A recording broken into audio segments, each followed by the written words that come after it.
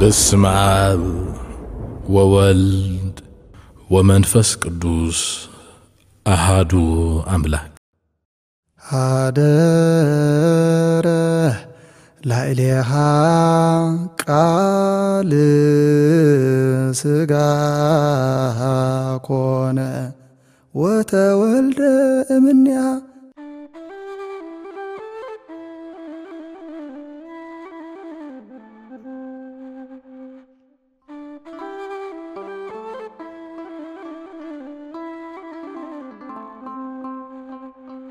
تبو كلا يابنت بزحات قدوسان أبوتاتنا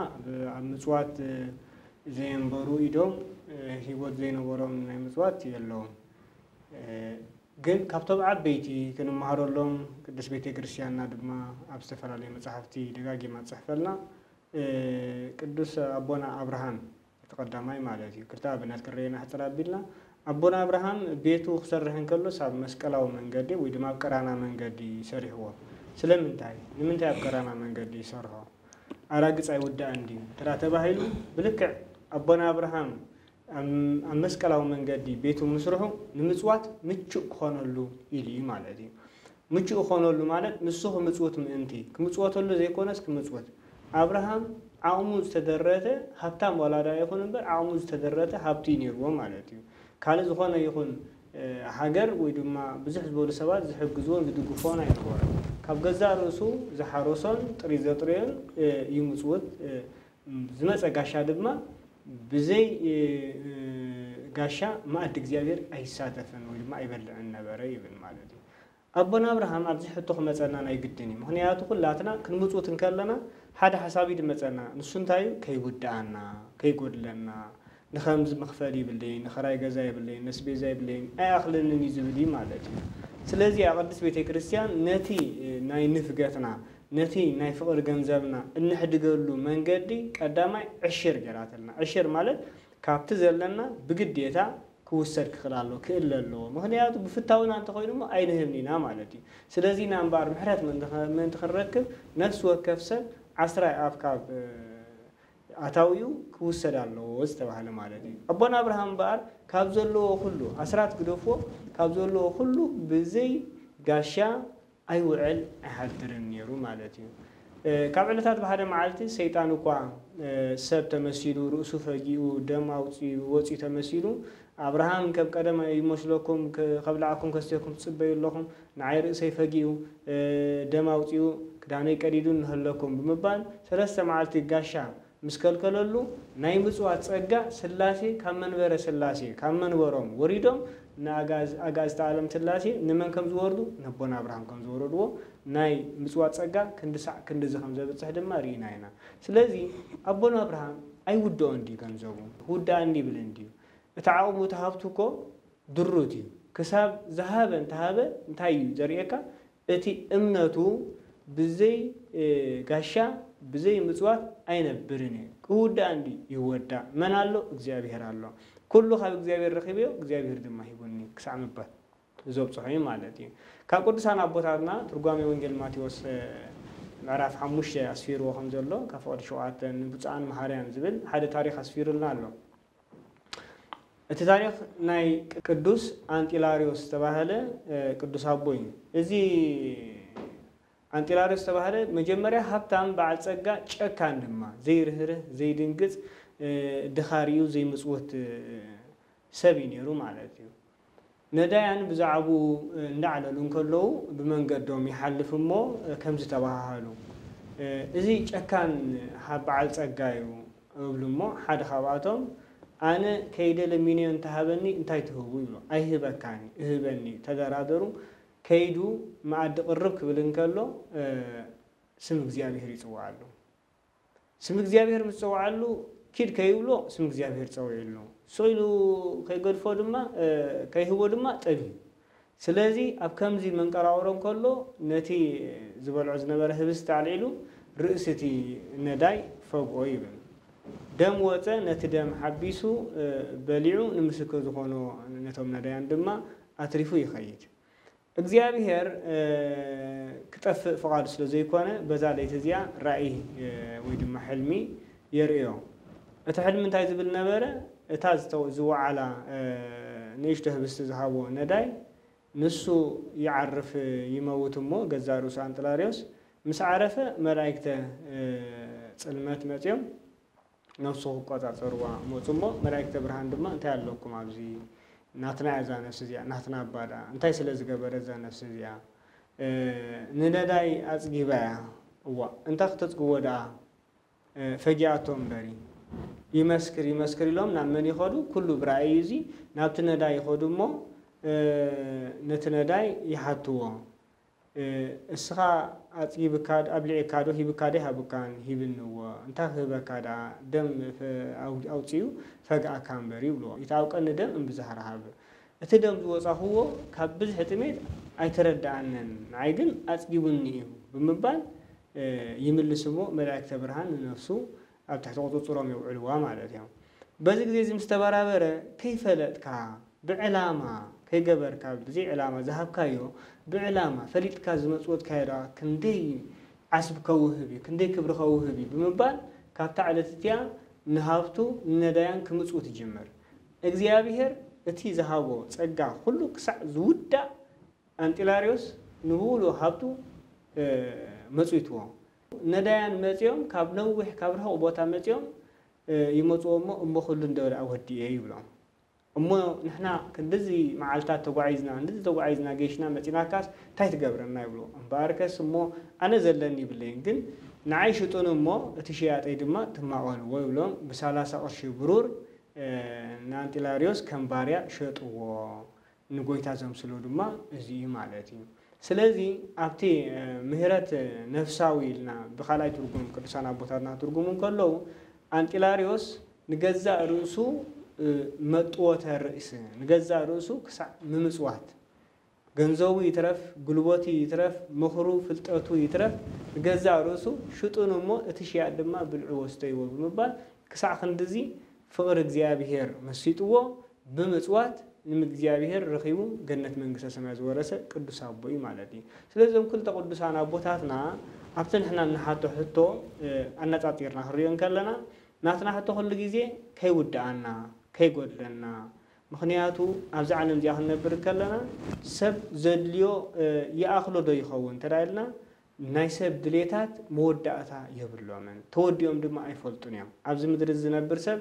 እዝን ተሃብካዮ እቲ ሓደ ይደሊ እቲ ሓደ እንተሃብካዮ ድማ ካልእ ይደሊ ማለት እዩ ስለዚህ ድሌታትና ክሳዕ ዘይተወድኡ ኣብዚ ምድሪ ዝን ከለና ክንዓግብ ኢና ማለት ዘበት እዩ ዘይምዕጋብ ድማ ፍቅሪ ገንዘብ ድማ ንዋይ ኣቕሓ ዲያብሎስ እዩ ማለት እዩ ስለዚህ ኣቕሓ ዲያብሎስ ካብ ልቡናና ክወፅእ እንተደኣ ኮይኑ ሱር መሰረቱ ተመንቂሱ ክወፅእ እንተደኣ ኮይኑ ካልእ ተኽሊ ድማ ክዝራእ ክትከልን ኣለዎ ማለት እዩ እቲ ዝራእ ተኽሊ እንታይ ናይ ምጽዋት ዘርኢ እዩ መጀመርያ ክትመሃር ኣለካ ክትፈልጥ ኣለካ ተንብብ ኣለካ አቦታትካ መምሃራንካ ድማ ክትሓትት ኣለካ ከመይ ኢሎም እንቶም ቅዱሳን አቦታትና ንእግዚአብሔር መሲሎሞ ንእግዚአብሔር አስሚሮሞ እንተዳይልና ካብቶም መሳርሒታት ዓቢ ቦታ ዝሕዝ ሓደ ምጽዋት ኮይኑ ይጸንሕ ማለት እዩ ስለዚ ክውዳአናይ ከይጎድለናይ ዘይብሎም ምክንያት ቅዱሳን አቦታትና እንታይ ነይሩ እቲ ዝሃቦም እግዚአብሔር ምዃኑ ስለ ዝፈልጡ ጥራዮም ጥዕና ምህላዊ እግዚአብሔር ምዃኑ እንተዳ ፈሊጠ ንእግዚአብሔር እንደመስግነሉ ዓይንቲ ብርሃን ምህላዊ እግዚአብሔር ዝሃበኒ ምዃኑ ፈሊጠ ነቲ ዓይንቲ እውር ዘይብሉ ድማ ክድግፎ ኣነ ጉልበት ኣለኒ ጥዕና ኣለኒ ብርሃን ዓይንቲ ኣለኒ በተን ሰራሕኮ ነቲ ዓይነ ስውር ነቲ ስንኩል ነቲ ድኹም ነቲ ነዳይ ነታ መበለት ነታ ደቂ ተዕብደላ እሞ ክትሰርሕ ክትወፍር ዘይትኽእል ንዓ ከጠምታ ዝኽእል ርህራሄ ክህልወኒ ዝኽእል ንኩሉ ዘለኒ መን ከም ዝሃበኒ እንተፈሊጠ እግዚአብሔር ከም ዝሃበኒ እንተፈሊጠ ማለት እዩ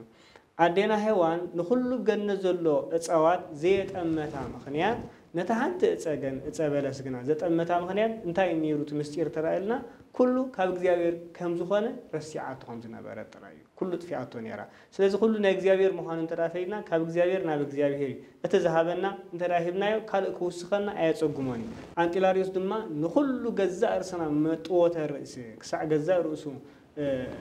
ምጽዋት ሂቡ ክሳዕ ዝኸይድ ድማ ከብጽሓና ይኽእል ኩሉ እዚ ምጽዋት እዚ ናይ ዛምድር እዚኣ 70 ዓመት ንቀመጥ 100 ዓመት ንቀመጥ 150 ዓመት ንቀመጥ 20 ዓመት ንቀመጥ ኣየገድስን እዩ ድሕራይ ድሕሪ ሞት ዘሎ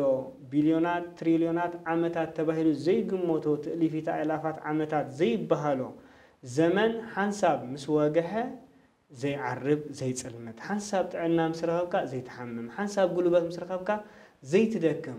هيوت نزينا لو من بارك ساعة وترس إن وقعلو من قد قدسان أبوتاتنا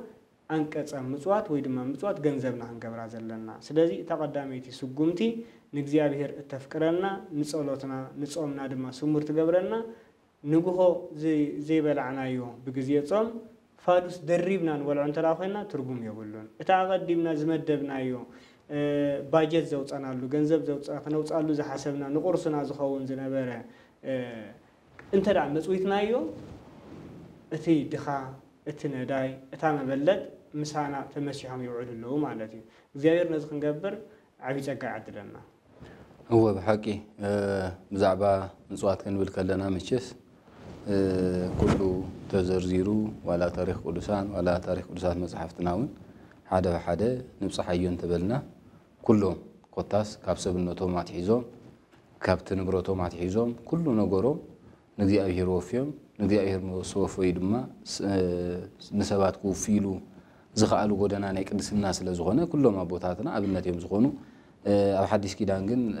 وانجيلا ولقاسا وانجيلو أما راح يسرع حدا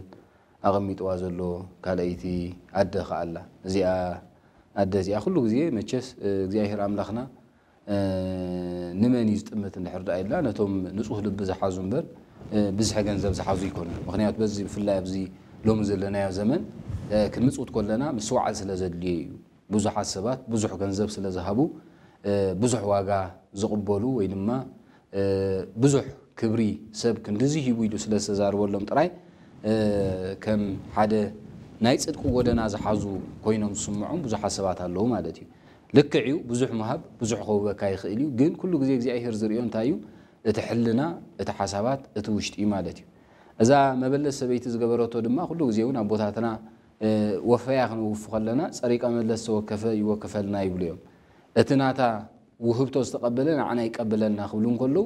ناي كله وهبتو ملكع غيرو غويتانان املاخنان بالحينان يسوع كريستوس او وانجيلو اقميط وازلو ديا ابز غزي ازي بيت مقدس كيدا 2 سنتيم نيرنا 2 سنتيم كتبن كلا اتون كالوت بوزح زخونه ገንዘብ ሒዞም ዝመጹ ግን ፍጹም ናኦም እግዚአብሔር አተኩሮ ወይ ድማ ጠመተ ይገበረን ابزي 2 ነገር ከንሪና ተሓደ በኸመይ መንገዲ ይህብዎ ነይሮም እተኻልአይ ድማ ካብ ክንደዮም ክንደይ ይህብዎም ዝብል ስለዚ ጎይታናን አምላኽናን መድኃኒናን ኢየሱስ ክርስቶስ መጀመሪያ ካብ ወሃባና ካብ በጋግሳና ምጽዋት ክንህቢልና ክንብገስን ከለና እንታይ ዓይነት ሕልና እንታይ ዓይነት መንገድ እንታይ ዓይነት ጎደና ሒዝና ኢና ንህብ ዘለና ቀዳማይ ጎይታ ኸባና ዝደልዮ መሰረታዊ ነገር እዩ ማለት እዩ ሕልናና ቁኑዕ ኮይኑ ካብቲ ዘለናኻ ክንደይና ንህብ ዘለናኻ እተኻልአይ ማለት እዩ ስለዚ ዛደዚ ሓደ ሕልና ቁኑዕ ነይሩ ቁኑዕ ስለዝኾነ ናብ ቤተ እግዚአብሔር መጽያ ንቤተ እግዚአብሔር ዘለኒ ኩሉ ይግብኦ እዩ ብምባል ንሳ ኸተን ዘለዎ አኽልተ ውሕዳት እኳ እንተኾና ብቁፅሪ በቲ ዕላማ በቲ ሓሳብ በቲ መንገድናታ ግን ኣዝየን ብዙሓት ነይረን ማለት እዩ ስለዚ ጎይታናን አምላኽናን መድኃኒናን ኢየሱስ ክርስቶስ ፍቅድ ገንዘብ ክንድዚ ሽሕ ክንድዚ ሚልዮን ክንድዚ ተባሂሉ ወይ ብዝተፈላለየ ዓይነት ናይ ገንዘብ መለወጢ ዝመዝንን ዝግምግምን ዘይኮነ ጎይታ ኣብኡ ዘለካ እምነት እዩ ማለት እዩ ከምታ ዓንቶ ይዝበልና ኩሉ ነገር ንእግዚአብሔር እሕሊፍካ ክትቦም ከለኻ እግዚአብሔር ድማ ሙሉእ ኣተኩሩ ጠሞቱ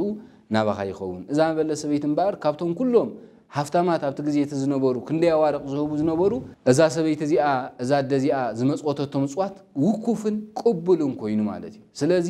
ንምንታይ ነው ኣብዛሓተትዎም እሳ ካብተን ዘለዋ ኩሉ ያሂባ ንስኹም ግን ተረፍኩም ይኹም ሂብኩም ብምባል ኣቐሚጥዎሎ እምበር ኩሉ ግዜ ምጽዋት ክንህብን ከለና ቁኑዕ ሓሳብ ቁኑዕ ልቦና ክህልወና ኣለዎ ኣብ ርእሲኡ ድማ ዘለና ኩሉ ግዜ ክንመዝና ኣለና ሎሚ ኣብ ብዙሕ ግዜ ዝረአ ነገር እንተዳሃልዩ ሓደ ሰብ ሚልዮናት እናኣተውን ከሎ ጌና ዕሽር እኳ ዘይበፅሐ ናይ ሚልዮን ዕሽር ንኣብነት 100,000 እዩ ጌና 100,000 ዘይሃበ 5,000 10,000 ብምሃቡ ግን ተደኒቁ ብዙሕ ከም ዝሃበ ኮይኑ ዋላ ነቶም ክህቡ ዝግብኦም እውን ኣብቲ ናቶም ሚዛን ጌጋ ሚዛን ዝወሃበሉ ዘሎ ዘመን ማለት እዩ ገለገለ ሰብ ድማ 1,000 ከሎ ኣታዊዩ 500 ክህብን ከሎ ፍጹም ከም ዝሃበ ጌርናው ዘይንቆፅሮ ዘይንመዝነሉ ወቅትታት ስለዘሎ ኣብዚ ግዜ እዚ ብኸመይ ንህብ ካበይ ከእንታይ ንህብ ዝብልውን ምስዋዕሉ የድልዩ እዛ መበለሰ ቤት ድማ ማዕርኽ እንዳ እግዚአብሔር ኣምላኻ እምነት ከም ዝነበራ እምነት ስለ ዝነበራ ከዓ ጎይታ ፈልዩ ንዓኣርዩ ንዓኣ ድማ ሞጎስ ይብዋ ኣብዚ ወንጌል እዚ ድማ ናይ ውህብቶ ወሳኒት ኮይና ወይ ድማ ናይ ውህብቶ ኣብነት ኮይና ንሕና እውን ጠቕሳለና ማለት እዩ ቅዱስ ሰሎሞን ኣብ መሳሊኡ ኣብ ምዕራፍ 3 ቁጥሪ 9 መሃብ ማለት ንቤትካ በረኸት ሽሻይ ከም ዘብዝሕ ሽሻይካን በረኸትካን ቤትካ ከም ዝመልኦ እዚ ኩሉ ነገር ኣብሪሁ ኣቐሚጥዎ ኣሎ ኣብ መወዳእታ ሓደ ነገር ግን ነዚ መሃብ ናይ ኩሉ ነገር መጠቃለሊ ናይ ኩሉ ሕጊ ፍጻሜ ምዃኑ ጎይታናን ኣምላኽናን መድሓኒናን ኢየሱስ ክርስቶስ ኣቐሚጥልና ኣሎ ማለት እዩ እዚ ድማ ኣብ ወንጌል ማቴዎስ ምዕራፍ 19 ቁጥሪ 21 ዘሎ እዩ ኣብዚ ሓደ ሃብታም ሰብ ናብ ጎይታ ከም ዝመፀ እሞ ጎይታናን ኣምላኽናን መድሓኒናን ኢየሱስ ክርስቶስ ድማ ክጸድቕ እንታይ ክገብር ኣለኒ ኢሉ ከም ዝሓተቶ ታሪኽ ተቐሚጡ ኣሎ ጎይታ ድማ ሕግታት ክፍጽም ከም ዘለዎ ነጊርዎ ኩሉ እዚ ሕጊ ሙሴ 10 ትእዛዛት ካብ ህፃንነት ያትሒዘ ሓደ ብሓደ እናፈጸምኩ እንዳሓለኽዎን ይልዎ ድሕሪኡ እሞ ፍጹም ክትከውን ዘለካ ኩሉ ሸጥካ ንድኻታት ሃብ እሞ ሰዓበኒ ይልዎ እዚ ሰብ እዚ 10 ትእዛዛት ይፍጽሙ ይኽብል ጸኒሑ 10 ትእዛዛት ኣብ ምፍጻም ደረጃ ዝበጽሐ ኩሉ ገንዘቡ ከምዚ ናይ አንጢላሪዮስ ቅጥቀሰልና ጸልሐ ንምሃብ ደረጃ በጽሑ ማለት እዩ ስለዚ እዚ መንእሰይ እዚ ከምኡ ምስ ወለ ጎይታ حقوق هو تمليسو حديقو خديبل مصوات مالت ناي فصمنت مفصمتا مالتي حدا سب فصم كوينو خبالن كله لك خصع مطوت رأس خصع سبنته حليفو نكرسوس مهاب مالتي نزع عالم زنيعقو سبنته نكرسوس حليفو يبو كل نغورو نكرسوس بمؤمنين نكرسوس بمسعابن اثر كرسوس مختال مالتي ازي منسي غوبز ግን ኣብ 10 ትእዛዛት ዘሎ ንብጻይካ ከም ነፍስካ ፍቅሮን እግዚአብሔር አምላክካ ብኩሉ ኃይልካ ብኩሉ ልብካ ፍቅሮ ዝብል ብዙሕ ነገራት ትእዛዛት ኣሎ ነዚ ሁሉ ፈጺሞ ድሕር ጸኒሑ ኮይኑ ብጻዩ ምፍቃሩ ማለት ብምምጽዋትን ብምዕዳልን በመሃብን ተለማሚድዎ ምጸንሕ ነይሩ ተለማሚድዎ ጸኒሑ እንተዝኸውን ድማ ንጎይታ ሰዓበኒ ኩሉ ንብረትካ ሸጥካ ኩሉ ንብረትካ ሓዲካ ኩሉ ደሌትካን ባህግኻን ሓዲካ ሰዓበኒ ክብሎን ከሎ ድማ ኣሰሩ መተኸተለ ነይሩ ግን ማዕርኽ እንደይ ሕግታት ብቃልካ ይፍጹሙ ይኽትብልን ብግብሪ ፈጻሚኦም ኮንካ ክትርከብን ማዕርኽ እንደይ ከበድቲ ምዃኖም ኣብዚ ወንጌላ ማቴዎስ ኣብ ወንጌሉ ምዕራፍ 19 ናይ ዝሃብታ መንእሰይ ኣቐሚጥዎ ኣሎ ማለት እዩ ስለዚ ጎይታናን ኣምላኽናን መድሓኒናን ኢየሱስ ክርስቶስ ደጋጊሙ ጠቂስልና ከም ዘሎ ናይ ፍጽምና መወዳእታ ንብረትካ ሸጥካ ሰብነትካ ንክርስቶስ መሃብ ንኣገልግሎት ክርስቶስ ምውፋይ ማለት እዩ እዚ ናይ መወዳእታ ናይ መሃብ መፈጸምታ ስለ ዝኾነ ድማ ብዙሓት ቅዱሳን ቦታትና ነዚ ኣብነት ገይሮም ነዚ ተኸቲሎም ኣሰር እዚ ተኸቲሎም ሲዒቦም እዮም ማለት እዩ ምክንያቱ ብዙሓት ብምጽዋት ህይወቶም ዘድሓኑ ብዙሓት ብምጽዋት ሰብነቶም ዘዓቀቡ ብዙሓት ቅዱሳን ቦታትና እዮም ዘለዉ ካብዚኦም ሓደ ኣስከናፍር ዝተባህለ ኣብ ናይ ሕዳር 13 ሕዳር ኣብ ስንክሳር ዘሎ ታሪኹ ኣዝዩ ናይ እግዚአብሔር ሰብ ከም ዝነበረ ከምዚ ናይ ኣቦና አብርሃም ክጥቀስ ጸንሐ ታሪኹ ተቐባሊ ጋሻ ኣጋይሽ ናብ ቤቱ ክመጹ እንከሎ ብሓጎስ ብደስታ ዝቕበል ነይሩ ይብሎ በዚ ግዜ እዚ ኣብ ቤቱ ግን ሓደ ዝሓመመ ውላዱ ነይርዎ ኣካላቱ ዝለመሰ ውላዱ ነይርዎ ይብል እዚ ኣስከናፍር እዚ ተቐባሊ ጋሻ ስለ ዝኾነ ነዚ ናይ ምጽዋት ምኽንያት ገይሮም ሸፋቱ ክሰርቆ ደለዩ ይብል እዞም ሸፋቱ እዚኦም ቁጽሮም 13 እዩ ነይሩ እዚ ኣስከናፍር ድማ ኣገልገልቲ ቤተክርስትያን መነኮሳት ድኻታት ይፈቱ ብምባል እትናቶም ክዝርፉሉ ዝደለዩ ኣሲፍቶምን ኩሉ ነገር ብትሕቲ ክዳኖም ሸፊኖም ብግዳሞም ግን ኣልባሰ መንኩስና ተኸዲኖም ናብ ቤቱ መጽዎ ይብል በዚ ግዜ እዚ ቤቱ ምስ ኳሕኩሕዎ ኣስከናፍር ርኢ መሰበሎም ናይ እግዚአብሔር ሰባት እዮም ብምባል ኣብ ቤቱ ተቐቢሉ እግሮም ሓጺቡ መግቦም ቀሪቡ 13 ቁጽሮም እዚኦም ሓደ ጎይታ እዩ እቶም 12 ድማ ሃዋርያት እዮም ብምባል ነቲ ማይ ዝሓጸበሎም ነቲ ወዱ በቲ ማይ ገይሩ ሓጸቦሞ እትለሚሱ ዝነበረ ወዱ ተስኣሉ ሓወየሉ ኢሉ በዚ ግዜ እዚ ኣስከናፍር ምጽኢሉ ኣብ እግሮም ሰገደ እዩ ካባኹም መኒ ጎይታ ኣዝዮ ኣብ ሊጸ ከመስግኖም ክሰግደሉን ንስኹም ሃዋርያትኩም ፈሊጠኩም ኣለኹም መስበሎም እቶም ሸፋቱ ዝሓስብዎ ካልእ ዝገጠሞም ድማ ካልእ ኾነ በዚ ግዜ እዚ እዞም ሸፋቱ እዚኦም ኖ ንሕና ክርስቶስ ወይ ሃዋርያት ኣይኮንናን ንበልዎ ተማጎቶም ምእማን ምስ ኣብዮም ድማ ኩሉ እቲ ኣልባሰ ምንኩስና ቀንጢጦም ብትሕቲኦም ዝነበረ ኣሲፍቶም ኣርአይቦ ንሕና ክንሰርቀካ ክንዕምፀካ ንብረትካ ክንወስድ ኢና መጺና እስኻ ተፈትዎ ድማ ነዳይን ኣገልገልቲ ቤተክርስትያንን ስለ ዝኾነ ብኡ መሲልና ኢና መጺናካ ሕጂ ግን ምሂርካና ኢኻ ኢሎም ኣብዚ ኣስከናፍር ነዞም 13 ሸፋቱ ሓሳቦም መደቦም ዕላምኦም ካልእ ነይሩ ዕላማ ናይ ኣስከናፍር ድማ መንፈሳዊ ነይሩ ኣብዚ ግዜ ዝመጽ ምኽንያት ስለ ዘሎ የነስ ታሪኽ ዘልዕሎ ዘለኹ ምኽንያቱ ሎሚ ዘለናያ ዘመን ሰይጣን ጋሻ ተመሲሎም ቤትና ዝብርብሩ ጋሻ ተመሲሎም ብዙሕ ፀገማት ዘምፁልና ዘይሓሰብናዮ ነገር ዝገብሩልና ዝመፅሉ ዘለው ዘመን እዩ ማለት እዩ ነቲ ምቕባል ኣጋይሽ ማዕረ ክንደይ ቅድስና ማዕረ ክንደይ ምፅወታ ማዕረ ክንደይ ረድኤት ከም ዝህብ ብዙሓት ቅዱሳት መጻሕፍትና ደጊፎሞን ምሂሮምሉን እዮም ሎሚ ግን እንታይ ክትቦም ኢልካ ትብገስ መታለልቲ ይኾኑ ኣብ ቤትካ ተቐበሎም ይዕምፁ ከምዚ ዓይነት ዝበለ ባህሪ ይርአ ኣሎ ተባሂሉ ብዙሕ ሰብ ብብዙሕ ወረ ይናፈስ እዩ ከም ኣስከናፍር ግን ቁኑዕ ልብን ዘለዎ ሰብ ነቶም ሸፋቱ ኮይኖም ዝመፅዎ ልቦም ዳ ይቕይሮም እምበር ነቶም ሸፋቱ ኮይኖም ዝመፅዎ ሸፋቱ ኮይኖም ክወስድሉ ከም ዘይክእሉ ርዱ እዩ ማለት እዩ ካባና ዝደል እንታይ ንእግዚአብሔር ምእማን ክንገብሮ ዝግባአና ምግባር እዩ ኣስከናፍር ዝገበሮ ንሱ እዩ እዞም ሸፋቱ ንዑ ክዕምፁ ንዑ ክሰርቁ ንዑ ክዘምቱ እኳ ናብ ቤቱ እንተመፁ ንሱ ግን መልኣኽ ኮይኑ ስለ ዝፀንሖም መልኣኽ ኮይኑ ስለ ዝተቐበሎም ንሶም ካብዚ ተማሂሮም ክሽፍቱ ክሰርቁ ዝሓሰብዎ ነቲ ኣልባሰ ምንኩስና ንይምሰል ተኸዲኖሞ ነይሮም ካብኡ እኒኦ ግን እዚ ከምዚ ዝበለ ቅድስና ዘለዎ ሰብ ክንዲዚ ዝኣክል ምግባሩ ጽድቂ ዘሎ እዩ መንግስተ ሰማይ ስለ ዘሎ ኢሎም ብምእማን ነቲ ንላግፂ ኢሎም ዝተኸድንዎ ኣልባሰ ምንኩስና ብግብሪ ለቢሶም ብብሕትንውና ብምንኩስናን ንእግዚአብሔር ኣምላኾም ከመስግኑን ከኽብሩን ክእዘዙን ከም ዝኽኣሉ ታሪኹ ይነግረና እዩ ስለዚ ምጽዋት ማዕረ ክንደይ ንዓና ይልውጠና ናብ ደረጃ ፍጹምነት የብፅሓና ጥራይ ዘይኮነ ነቶም ንዓና ዝኽተሉ ንዓና ዝስዕቡ ንዓና ዝመስሉውን ከይተረፈ ምጽዋት ኣብ ደረጃ ቅድስና ንጽህናን ከዕርግን ከደይብን ዝኽእል ምዃኑ ካብዚ ታሪኽ እዚ እንመሃሩ እዩ ብሓቂ ምጽዋት እንተይልና ኩሉ ግዜ ጎይታ ባዕሉ ኣብዛ ዓለም መጺኡ ሰብነቱ መጽዊትልና ሰብነቱ ሕሊፉ ይብልና ንሱ ጥራይ ዘይኮነ ስጋ ይብልዑ ደመይ ይስተይሉ ስጉእ እንደሙን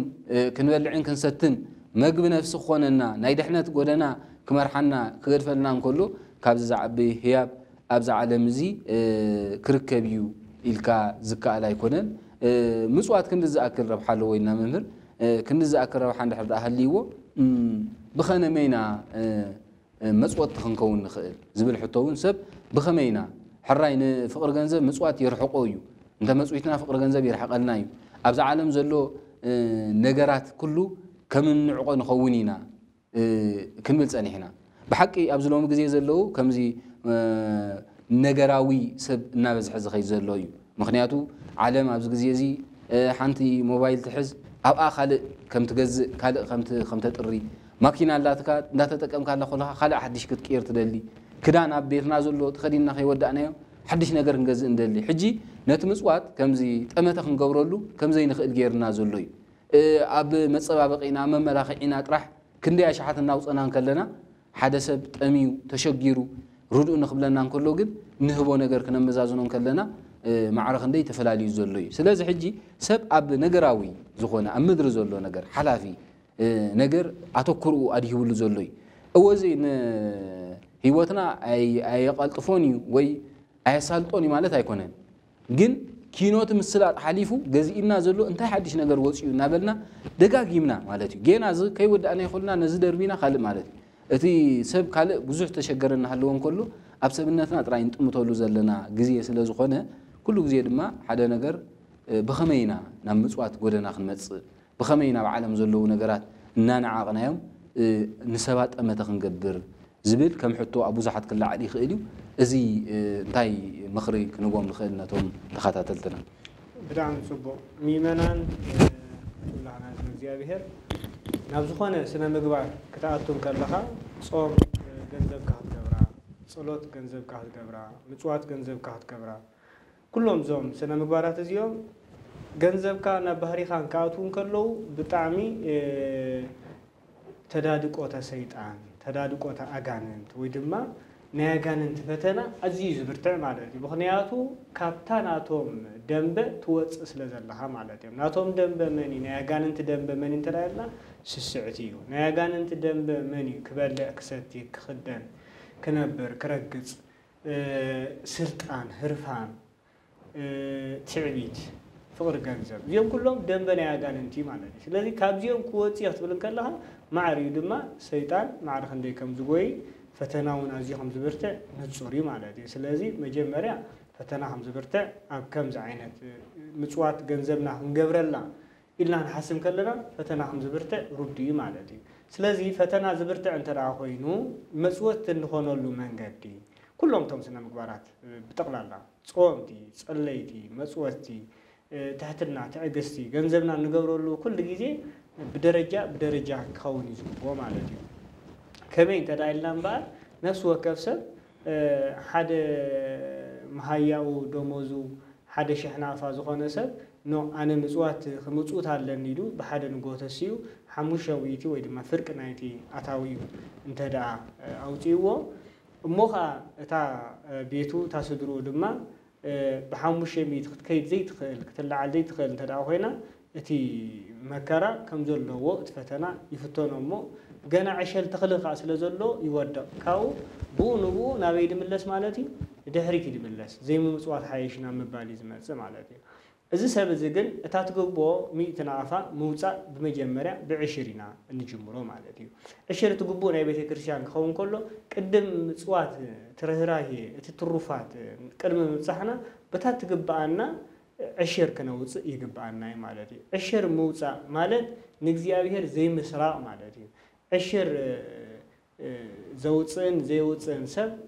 أقدموا ممهر قبلنا صريحا 1 مليون زوجة سب حمشة شهيبو بيت كريستيان يبهللو يدنق يمقاس مالتيو حزب كله دما ينقدو ምናልባት ግን ኣብ ሰማይ እግዚአብሔር አምላክ ሰራቂ ሽፍታ አማጺ ይሉ ከሙጉሶ ዘይኮነ ከሆሶይ ማለት ስለምንታይ በአይን ደቅ ሰባት ጻድቃን ዝተባሃሉ ኣብ ሰማያት ኣብ ሲኦል አትዮም ክሪኦም ንኽእሊና ኣብዚ ሰብ ኣብዚ ምድር እዚ በአይን ደቅ ሰባት ኃጣን ዝተባሃሉ ድማ ኣብ ሰማያት ኣብ ቅድሚ እግዚአብሔር ድማ ኃጣን ተባሂሎም ድማ ቁጾር ይኹልዮም ማለት እዩ ስለዚህ ነፍስ ወከፍ እንገብሮ ግብሪ ካበይ ዝብገስ እንተራይልና ካብቲ ግቡና እንገብሮ ዝግባአና ቀደም ንግበር እቲ ግቡና መኒ ዕሽር ነው ጻዮም ባር እቲ ትሽዓተ ንብላዮ እቲ ሓደ ግን ነትነዳይ ነታ ቤተ ክርስቲያን ነታ አገልጋሊ ቤተ ክርስቲያን ከፊልና ናብ ሰለስተ ናሃቦ ማለት እዩ ስለዚህ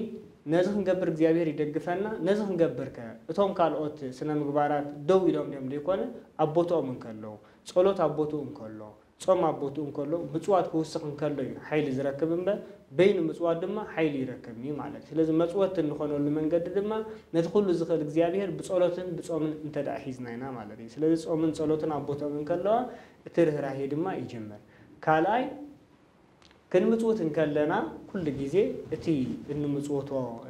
ሰብ ንሕና እንፈልጦ ኣብ ቀረባና ዘሎ ዘመድና ወገድና ከይመጽወትና ንኻል ርሑቕ ደሎ ንምጽወትሞ ንዑ ክንገድፎን ከይንገድፎን ድማ ዕጥጥ deyብለና ይኸውን ማለት እዩ ስለዚ ርህራሄና ሁሉ ጊዜ ከመን ይጅምር ካብ ተሓውና ካብ ተወገድና ይጅምር ማለት እዩ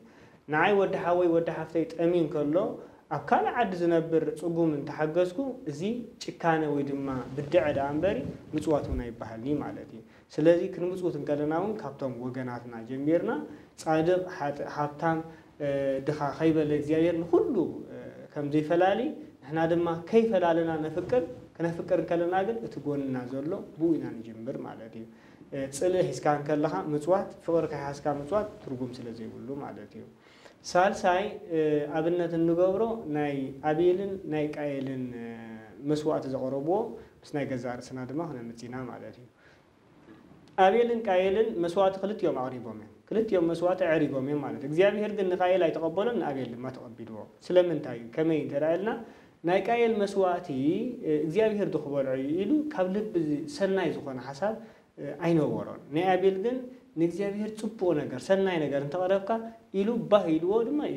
ይገብር ማለት እዩ ስለዚህ ሰብ ካብቶም ብዙሓት ምጽዋታት ንጥሙይ ምብላዕ ማለት እዩ ኣብ ሕብረተሰብና በበዝሒ ናይ ቅዱሳን አቦታትና ናይ ቅዱሳን መላእክት ናይ ቅዱሳን ሰማዕታት ዝክር ንገብር ኢና ንግደት ንገብር ኢና እቲ ዝገርም እቶም ሃብታማት ኣዕሩኽትና መሓዙትና ወገናትና አዝማድና ኣብቲ ጽቡቕ ኮፍ መበሊ ኮፍ ኣቢልና ጽቡቕ መግቢ ቀሪብና ነብልዖሞ ካብቲ ተረፎም ድማ ነዳይ በእንተ ማርያም ሰላም ማርያም ኢሉ ክልምንከሎ ኣብቲ ቤት ውሽጥና እትረፍ ኣብቲ ደገ ወጻኢ ጌርና እሙኻ እትተረፍ መረፍ ኢና ንህቦም ማለት እዩ እዚ መስዋዕተ ቃየል ይባሃል ምክንያቱ ከለካ ክትምጽውት እንዳኻልካ ክትህቦ እንዳኻልካ ነዚ ነዳይዚ ከመን ስለዘይ መቁጻሪ ከመድሃኒ ዓለም ዘይ መቁጻሪ ማለት እዩ እዚ ታሪክ ናይ ቅዱስ አባ ቢሾይ ዘርኤና ማለት እዩ ቅዱስ አባ ቢሾይ እግዚአብሔር ክግለጽ እዩ ዝተባህለ ፍትንባ كم نداي تمثيلو كريستوس مدهاني عالم يو أبا بشوي كلهم رجيسهم مخالفون كلهم نتنداي نسوجن تسكيمو حزيدو نفت بخوصويه ترى مالتي كريستوس مدهاني عالم مخانو دما تقلصالو سلازي ቅዱሳን አቦታትና ዝገበሩ ግብሪ አባና ሁሉን ተዳሆይኑ ከም ቃኤል ክርዳድ ሐዊሱ ሰርናይ መስዋዕት ዘቀበለ ዘይኮነ ከም አቤል ንጹህ መስዋዕት እግዚአብሔር ይወልዑ ሆይኒ ኮነ ግና ንጹህ ልቢ ንጹህ መስዋዕት ይዘምጽ ማለት ነው ስለዚህ ነዳይ ክልምነና አይነ ስውር ስንኩል መበለት ክትልምነና እንከላ ካብቲ ግቡ ነትጋሻና እንቆርበሉ ዘለና ካው ክንህቦ ኣብዚ ሕጂ ክልተ ነገራት ነርአ እተቀዳማይ እትውራይና ምግባሩ ተሮፎን እትውራይና ምዕባይ ተሮፎን መርዓዲ ጥምቀዲ ዓመት ቆልዓዲ ዝክርዲ ንግደዲ ብስም ቅዱሳን ከይተረፈ ተአኪቡ ናይ መድሃኒ ዓለም አርአያ ዝኾነ ነዳይ ዘይበልዓሉን ዘይሰትየሉን ማለት እንተ በልዕ እንተ ሰተየን እቲ ተረፍ መረፍ አኪብካ ካትቦ ማለት እዚ ብጣዕሚ ነውር ስራሕ እዩ ነውር እዩ እግዚአብሔር ዘይቅበሎ እግዚአብሔር ዝቅበሎ መስዋዕት ግና ከምቶም ነቶም ሃፍታማት ዝሃብናዮም ነቶም አዝማድና ዝሃብናዮም ዝቀረብናሎም ማዕርዮም ድማ ክንቅርበሎም ይግባአና ንሕና ኣብ ገዛርስና ክኸውን ዘይንደልዩ ኣብ ሰባት ድማ ኣይንግበሮ ከም ተባህለ ንሕና ተረፍ መረፍ ናይቶም ሰባት ክንበልዑ ንኽእልኒና ንእሶም ነቶም ነዳያን ግን ዋላ መንደፍ ይኹን ወላ ይሕመሞም ዕጥጥ ከይበለና ክንቅርበሎም ከለና ፍቅሪ የብልና ኣብ መድሃኒ ዓለም ስለዚህ ተቀባሊ ካብዞም ንኣሹና ሓደ ዝገበርኩሞ ንዓይ ከም ዝገበርኩም ለይ ክብለና እንከሎ ተረፍ መረፍ ንመድሃኒ ዓለም ክንህቦ ጽቡቕ ኣይኮነን ከም ቃኤል ማለት እዩ ከም ኣባብሸይ ንክርስቶስ መድሃኒ ዓለም ክንቅበሎም ተዳኾይና ግን ኣብቶም ነዳያና ንረኽቦሞ እዚ ክንምጽውት እንከለና ድማ ከምቲ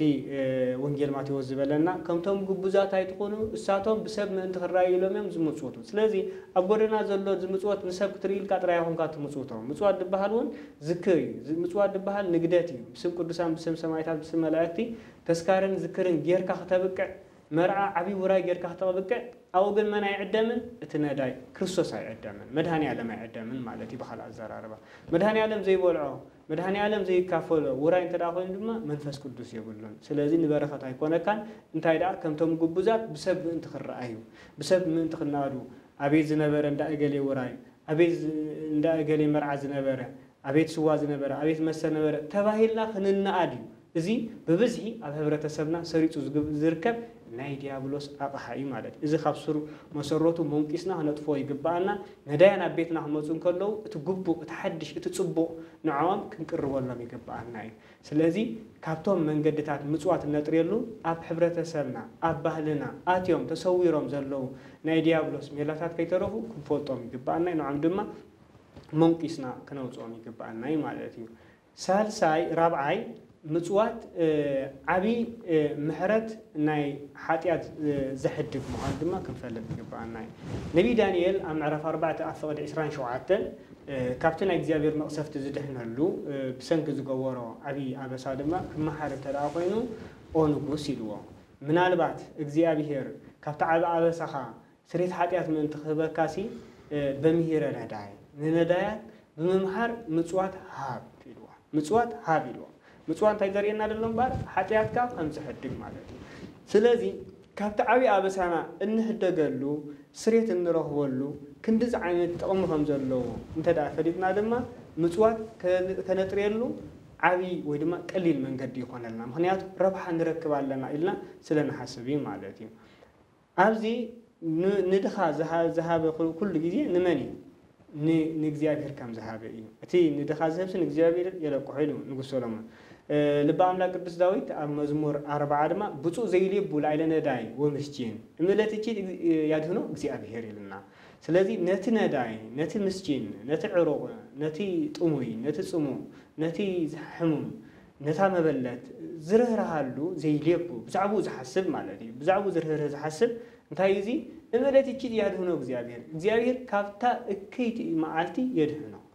ስለዚህ ጥቕሚ ናይ ምጽዋት ክንፈልጥ እንተዳ ጀሚርና ድማ ብዝቐለለ መንገድና ምጽዋት መንገዲ ክንፈልጠሉ ንኽእል ኢና ማለት እዩ ስለዚ ትምህርቲ የድልየና ፍልጠት የድልየና ምጽዋት ገንዘብና ክንገብር እንታይ ክንገብር ኣለና እንታይ ክንገብር የብልና በየናይ መንገዲ ክንከይደና በየን መንገዲ ክንከይድ የብልና እንተዳ ፈሊጥና ንምጽዋት ኣለና እናበልና ግብሪ ቃየል ክንገብር ስለንኽእል እዩ ማለት እዩ ንምጽዋት ኣለና እናበልና ከምቶም ሰባቢሾይ ዝነበሩ ንእግዚአብሔር ክርእይዎ ኢሎም ነቲ ነዳይ ሓዲጎም ኩሎም ዝኸዱ ክንርስዖም የብልናን ወገናትና ነዳያትና ንምጽዋት ማለት 50 سنتيم قرشي أمن قد صنيح كام مصوات هيكونن مالتي سلازي عارفنا بوفيلنا مس نفسنا تردادينا كندي محيال لني كندي أتاول لني كابزا أتاوي كندي 10 يوصو 10% مالتي إذا سوصا هو كندي كهبال لنا خابزي بمدد 50 عفاري هو سقلا بقى 50 عفان تدام مديبه نمن يكهبوها إلنا دم مدب نقبرلو سومناوي كابتون ناي ديابلوس أغاها زبحالو فقر جنزب نوصالو سومناوي تهم قلاد ما ورحاوي نحنا نفولتو نخدو نبزهم نداي دوي حموم وتصور مصابو زخونه سب مدب نقبر مالك نسوناتنا عيو غزا نقبرو نزي عيو غزانا دما سومناون تغبرنا زبلصي مالك ازي فوسي ناي سنبت سراحي مالتي سنبت نقبرون كلنا زنبال أوشتنا أتوم منفسنا المزوات منفسنا يرهراهي عند حدا وريخورو تم شكانا دما داوز يخورو أبزي إن مزوت هذا جنزبنا تراي كونن مالتي بنانا رانش حزنا تراي متصح كونن أخلي حزنا متصح كونن انتايدا بجمرة جيزينا نوفي له دلنا كلاي مخرن هو لنا نسب كتحجزون تراهونكا سب مهانكا تراي بمجمرة أخلي مالتي اتيه بالله ينزل سب كي تعرفه كمزوت يخلي بمنتاي جيزي مهاب سب مهان أخذ سلطانه محرت يورد لك እግዚአብሔር مسخ يكون إلك تتصنعنا عنك الله عبنا جري نحزن تني حزينو كسكركرن كله نه እግዚአብሔር فقاديو أجوها كلها نخمينا كلها نحلفتنا إلا هنتصنعنا عنك لنا مخرنا هو لنا قال እግዚአብሔር هو لنا جزينا هو لنا مالتي قلبتنا هو لنا إذون مصواتي مالتي اليوم كلهم عمن يمسروا أبره راح يمسروا مالتي ስለዚህ بخمس من قدي أبي وتنا مدبتنا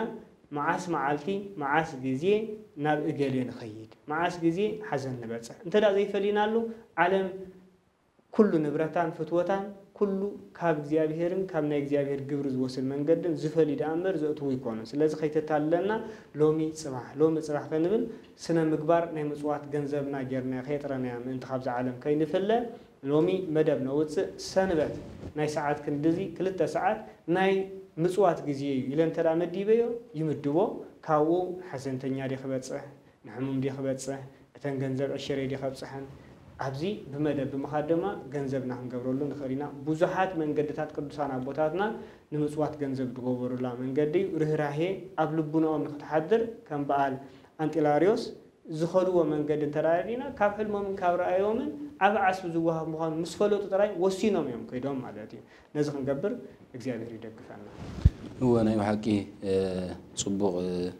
መብርሂኦም መምህር ክቡና ጸኒሖም ቲ بينا درجة كابينا بينا ناب درجة مصوات ناب درجة فتصوم زخونا ناي مصوات درجة نبصح زبل مبرهيوم ييروم لنا كل غزيين كم زبلو وانجيلاوي ماتيوسنا وانجيلو اما رفع مشوط رئيسران سلسل وام كما تشيت ابو مواك وسمسوا وبهيه تذكرك كما وهوك ذات حيسك مباخا نابت مسوا كتوتو الكامس حسب كامو مباخا حيس كامس كدكا او زقيم كايو ويزقيم كاسب كم زلون دحر اسر ذكيركا مباخا ويدما مصواتكا قبول كونلكا انت لا خوينو قدم كيركا يقربل لي بولو يبل سلازي امعديخا ما هاب زمص زلو نتحوخا سلا بعين فقر سلازي طمتكاي سلازي فقري كبيت يجمر كبيت تجمر فقر دما تمصواتكا او خجمرالو كالاي نمصوات ازيو حغاز زخون كاب سدرا بيتكا خجمرن كلها بسغا حواس سلازخونكا نمدنغاص قربات خون مالتي عند حردا بسغا حوخا تشجرو تصقيمو لو خوينو نسخا بسغا حوو سلازخونكا حلفيخا خدمصلو كلورالو زخل سب يلن سلازي نت مسخا زلو بسغا دنگيسكا تهبومو بو بيلو ناي مصوات كيدتكا دما نعبي يخيد مالتي كل غزي ግን ابز خم حدا مسرتاو ነገር كنحزو زلنا نطم تداخلي كل سب بحدا غزي باغرو دواي بيلني مخنياتو قلعته وليدو جينا بأجر دويلو بخلت أجر دويلو خيد كدلدسي كني عمتات يزوستلو أبز عمتات زدما قص وقص نال لما أمريكا درجة بدرجة بخلت أجر دويل بخلت أجر دويلو نفسه زي كقولوا بعد خاطر راح تم حضروا جزية حالفو بعلو سب كوينو كل نجار خال زخلوا جزية دحرنا وح عمتات قعزي مالتي سلازم مصوات دما بحد جزية وحبتي بحد جزية مصوات تغنكونا يخنينا بزلنا قرب نجار نحر جميرنا يجن إذا لو مقرب نجار زلنا معالتنا وسخت بخلت أجرنا دواب بلهنا كل جزية ذهبنا انتهبناون زي ጨንቀና ኸውን ይኽእል ብዙሕ ግዜ ሰባት ክንህብ ከለና ክንናኣድ እንደልና ኸውን ነዚ ድማ ሓደ ቅዱስ አቦ ዮሐንስ አፈወርቅ እንታይ ኢሉ ሓደ ሃፍታም በዓል ጸጋ ከም ዝነበረሞ ኣነ ክምጽውት ይደሊ ግን ክንናኣድካ ይደሊ ኢልዎ ኖኖ መውዳሴ ኮንቱ ዘለዎ ምጽዋት ዋጋ ይብሉን ኢልዎ እሞ ኣነ ግድን ወይ ክጎርፍ የት ምጽዋት እሞ ካብ ምጽዋት ትገርፎ ደሓን ሃብ ኢልዎ ምክንያቱ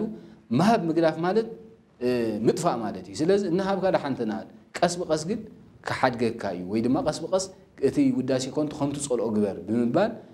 نزرع خيا وقراتمو زي تخانا خنكيا زي كوسكوس كيا نزر إذا خوون قرب أخذ غم ترخبوا له مالتي عند حر زي زرع خاجن أي زرع آخر ولا حنتي تركني حجز سبزر ما مسويته وداسي كنت بقبالو يقول له يتعاسم قرب جناب من الزوج نروح زخ أجاس لزرع كبير لازم إحنا دما سسمعي سمعنا مسوات ويد ما سناي تكبر أو قارصنا زي كنا نفسنا خنا محيش إن عينا ناسرحنا إن هبنا إن مسوتنا نينا سبنتنا كنا محيز لنا كل جزء جن مهاب مالت كابز لك خبت دليو مهاب ينبر زيت دليو زترف كان جر مهاب مالت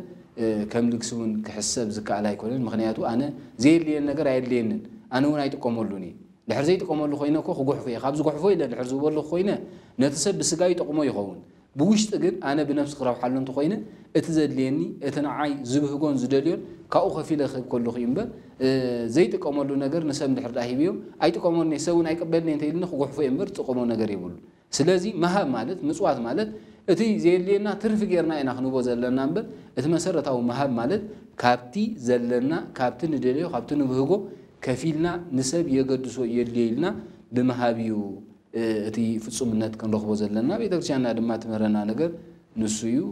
ناي مسوات أكايدانا وهابانا كم أنتو خوينو كل جزء زي أهير عملاق بزلنا أمونات كينا كنا قلقلو أقلقلنا يا دما كنا مدراوي سماوي عند حلاف دما زي حلف هبت سماوي زغمت النازلو مدراوي هنا سماوي إنا نقبل حلافي هنا دما زي حلف هنا نقبل سلازي أبزا أبي صوم زي بتخطات علي بزعبا صوم صلوت مسوات كنا مهار كنيناينا إزت مرتزد دما نتوم نحات يأثر زخونو فقر جنزب سسعتي تعبيد نقتلولو مساريانا سلازخوني سلازي مسوات لنا 10 لنا كلهم زيرو زيرو حدث مهاب كبقسم كله بعشر تبقيسو نام مسواتي عبي مبصعي أتو استفل عليه نجر مادي بيترشال بزح وهوتات على استفل عليه نجر على نزخل له خلينا نتقين ناقن مجمريا وشتنا لو هات كلونا ذهبنا يا دما بزيحو 5 من سنة خن أمن علينا مالتي سلازي لحر ومنات كينا نزز أمننا يا دما نخن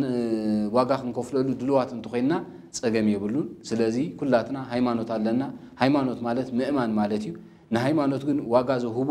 كون كامركابي سلازي هيمانوتنا أمنت زي بلنا يلنا أمنت سلازلنا إناز مدبن الدالو زلنا نهيمانوتنا جن أمونات دخلنا لنا نتوم كمان أزبولو كريستيان مؤمنان وحواتنا أمونات كنا دينا نحنا رخيبنا سجيبنا رهينا كله أبغوننا زت أمين صومون يلون اليوم زبل أبا إمرونا خنا قمتوا يجبعنا سلازي إذا صوم زي إذا وقت صوم زي بزقبة كابزي أهير عصبهم رخبلو حيل أجان تسعرنا دما عوت منفسا وعوت كان رخبلو نتخينا صومنا بسألوت كسرنا اللو صومنا نسألوتنا دما بمسوات كسرنا اللو زي ملأختنايو زي أهير عملاق بحكي نزل نويح تختات علي مدبنا بسلامة جميرو نبز في الصامي دما بسلامة بسحنا له زي أهير عملاقنا خمزي بسلامة بز في الصامي أبسحنا زلو اتسمهرنا دما أبلبنا خحدرلنا أبلبنا حدير دما بكن حدا 3 سامي إتي سناي فرن فريلو منقسم صدقون ورسلو قبرنا دقيبنا نيك زي أهر أملاخنا كل سؤادي قبرنا زي أهر أملاخنا تستمهرنا أب قبرو علنا دما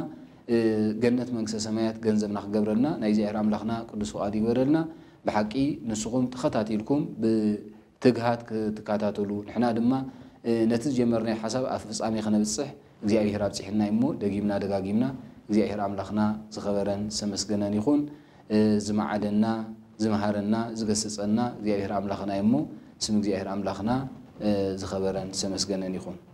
وسواد لك زي أهر ولا يتدنقل ولا مسكولو كور